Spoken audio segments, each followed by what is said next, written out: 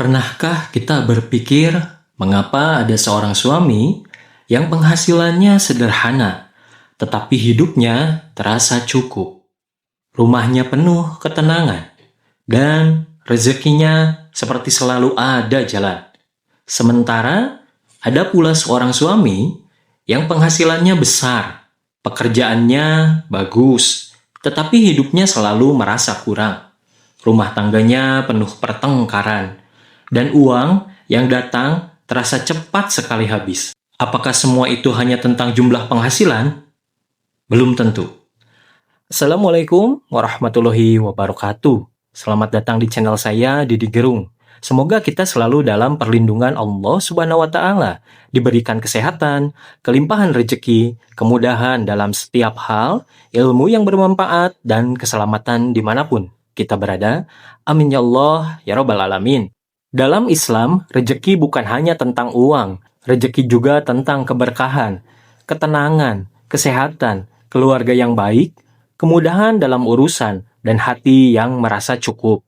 Dan di dalam kehidupan rumah tangga, sikap seorang istri maupun suami tentu dapat memberikan pengaruh besar terhadap suasana kehidupan mereka. Bukan berarti seorang istri mempunyai kekuatan untuk menutup rezeki yang sudah Allah tetapkan. Bukan. Allah lah Ar-Razzaq, Zat yang maha pemberi rezeki. Tetapi manusia bisa menjadi sebab datangnya keberkahan, dan manusia juga bisa melakukan perbuatan yang menjadi sebab hilangnya keberkahan. Lalu, seperti apa sikap seorang istri yang justru bisa menjadi jalan keberkahan bagi suaminya, dan sikap seperti apa yang harus dihindari? Mari kita renungkan bersama-sama. Pertama, istri yang bersyukur dalam sumber ketenangan. Allah berfirman dalam surah Ibrahim ayat 7. Jika kalian bersyukur, niscaya aku akan menambah nikmat kepada kalian. Ayat ini menunjukkan betapa pentingnya syukur. Seorang istri yang mampu menghargai perjuangan suaminya, meskipun penghasilan suaminya belum besar, dapat menciptakan suasana rumah yang jauh lebih tenang. Bayangkan seorang suami pulang setelah seharian bekerja, tubuhnya lelah, pikirannya penuh, ada target yang belum tercapai, ada masalah di dalam tempat kerja. Penghasilan bulan ini mungkin tidak sebesar bulan sebelumnya. Kemudian ketika sampai di rumah, istri berkata, tidak apa-apa, yang penting kita tetap bersyukur, kita cari jalan keluar bersama. Kalimat sederhana seperti itu bisa menjadi kekuatan luar biasa. Sebaliknya, jika setiap hari suami pulang, dan yang dia dengar adalah, kenapa cuma segini? Suami orang lain bisa beli itu. Lihat tetangga kita, hidupnya lebih enak. Kalau begini terus, kapan kita bisa kaya? Perkataan seperti itu bisa membuat rumah menjadi tempat yang tidak lagi memberikan ketenangan. Padahal Allah berfirman bahwa dengan mengingat Allah, hati menjadi tentram. Maka seorang istri yang bersyukur bukan berarti tidak boleh memiliki keinginan. Boleh saja, tetapi cara menyampaikan keinginan harus tetap dijaga. Yang kedua, jangan menuntut di luar kemampuan. Islam mengajarkan keseimbangan. Seorang suami memiliki kewajiban memberikan nafkah sesuai kemampuannya. Tetapi seorang istri juga hendaknya memahami kondisi suaminya. Jangan sampai kebutuhan berubah menjadi tuntutan tanpa batas. Hari ini ingin sesuatu, besok ingin sesuatu lagi. Kemudian membandingkan suami dengan orang lain. Padahal mungkin suaminya sedang berjuang keras. Rasulullah Shallallahu Alaihi Wasallam mengingatkan bahwa melihat kepada orang yang berada di atas dalam urusan dunia dapat membuat seseorang meremehkan nikmat yang Allah berikan kepadanya. Maka lihatlah pula orang yang berada di bawah kita dalam urusan dunia. Bukan berarti kita dilarang memiliki rumah bagus. Bukan berarti kita dilarang memiliki kendaraan bagus. Bukan berarti seseorang istri tidak boleh memiliki cita-cita.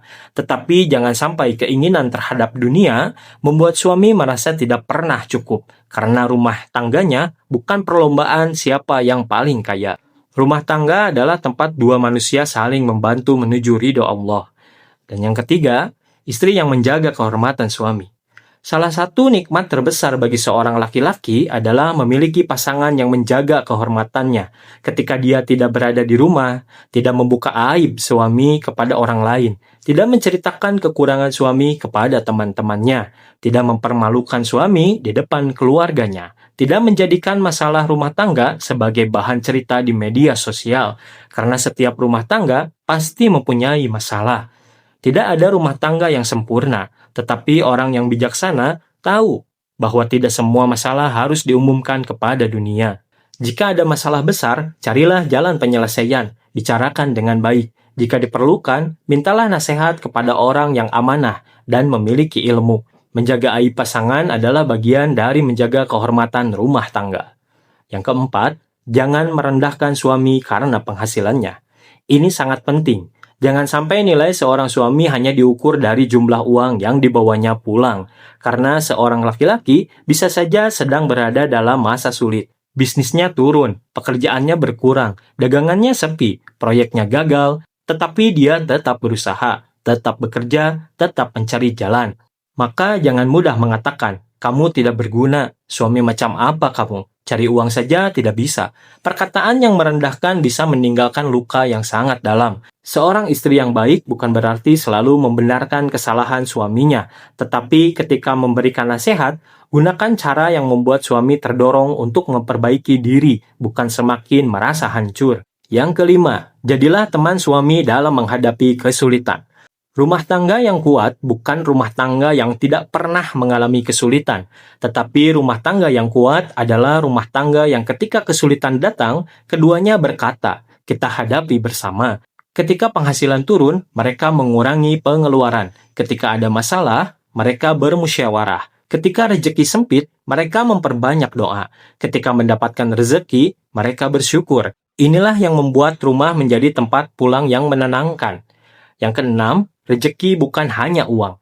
Ini yang sering kita lupakan. Kadang kita berkata, rezekiku sedang seret. Padahal masih bisa makan, masih punya kesehatan, masih memiliki pasangan, masih memiliki anak, masih bisa bekerja, masih bisa beribadah, masih diberikan kesempatan untuk bangun setiap pagi. Semua itu adalah rezeki. Karena itu, jangan mengukur rezeki hanya dengan saldo rekening. Ada orang yang memiliki banyak uang, tetapi tidak mendapatkan ketenangan. Ada yang rumahnya besar, tetapi penuh pertengkaran. Ada yang hartanya banyak, tetapi keluarganya berantakan. Maka mintalah kepada Allah bukan hanya banyaknya rezeki, tetapi ada keberkahan rezeki di dalamnya. Yang ketujuh, jangan mengaitkan setiap kesulitan dengan istrinya membawa sial. Ini juga harus diluruskan. Dalam Islam, kita tidak boleh sembarangan mengatakan, sejak nikah dengannya, rezekiku jadi tertutup. Atau sejak punya istri ini, hidupku jadi susah. Hati-hati, itu bisa menjadi tuduhan yang tidak berdasar. Kesulitan hidup tidak otomatis berarti pasangan kita adalah penyebabnya. Bisa jadi itu ujian, bisa jadi akibat kesalahan diri kita sendiri, bisa jadi Allah sedang mengajarkan kesabaran, bisa jadi Allah sedang mengarahkan kita kepada sesuatu yang lebih baik. Karena itu, jangan menjadikan pasangan sebagai kambing hitam setiap kali kondisi ekonomi sedang sulit. Yang kedelapan, suami juga harus berkaca. Jangan hanya membahas istri, para suami juga harus introspeksi. Apakah nafkah sudah diberikan dengan baik? Apakah suami sudah bekerja dengan cara yang halal? Apakah suami sudah memperlakukan istri dengan lembut? Apakah suami sudah melaksanakan kewajibannya? Apakah suami terlalu boros? Apakah suami memiliki utang karena gaya hidup? Apakah suami mencari penghasilan dari sesuatu yang haram? Jangan sampai seorang laki-laki menyalahkan istrinya karena rezekinya terasa sempit, padahal dirinya sendiri tidak mau memperbaiki usaha, ibadah, akhlak, dan cara mencari nafkah. Poin 9. Rezeki yang halal adalah dasar keberkahan. Allah memerintahkan manusia untuk memakan sesuatu yang halal dan baik. Maka kalau ingin rumah tangga mendapatkan keberkahan, jangan sampai meminta rezeki yang banyak. Mintalah rezeki halal dan baik. Jangan menipu, jangan curang, jangan mengambil hak orang lain, jangan mengurangi timbangan, jangan melakukan pekerjaan yang haram hanya karena mengejar uang. Sebab uang yang banyak tidak otomatis membawa keberkahan. Yang kita cari bukan sekedar banyak, tetapi halal, baik, dan berkah. Poin ke-10. Istri yang mendorong suami dekat dengan Allah. Inilah salah satu bentuk dukungan terbesar dalam rumah tangga. Ketika suami mulai jauh dari Allah, istri mengingatkan dengan lembut. Ketika suami lupa sholat, diingatkan. Ketika suami sedang putus asa, diberi semangat. Ketika suami mendapatkan rezeki, diajak bersyukur. Ketika keluarga mendapatkan kesulitan, mereka berdoa bersama. Rumah yang diisi dengan doa, zikir, sholat, dan membaca Al-Quran, dan akhlak yang baik akan menjadi tempat yang jauh lebih menenangkan.